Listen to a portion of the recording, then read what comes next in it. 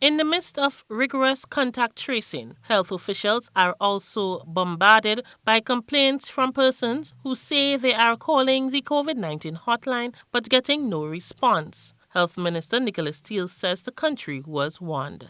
The hotline, like any other aspect of this, is based on a moving target and time. We need to understand that we moved from 2 or 3 people having concern as to whether they were infected to thousands of people calling. And our initial response immediately is the Ministry of Health is not answering. The Ministry of Health said, like all ministries of health all over the world, if this thing gets mass outbreak, we're not going to be able to control it. Chief Medical Officer Dr. Sean Charles says the medical team is doing their best. Our healthcare team is out there. They start early in the morning, they finish late. All right? And these are persons who are going at it for months. All right? They've been going at it for months. All right? And they encounter all sorts of scenarios out there because they do get to homes and test individuals.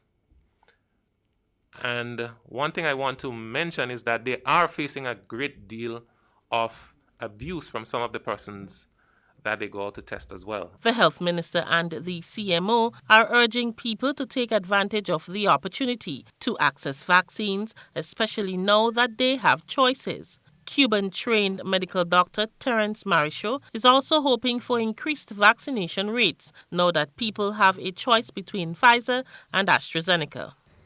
We have had the luxury of having AstraZeneca in our country for such a long time, relatively, when you consider the countries that don't have any. And if we had embraced it and used up all that we had, instead of having to give away some of what we had, we would have been in a much better situation here today where we wouldn't have to worry about a crisis like that.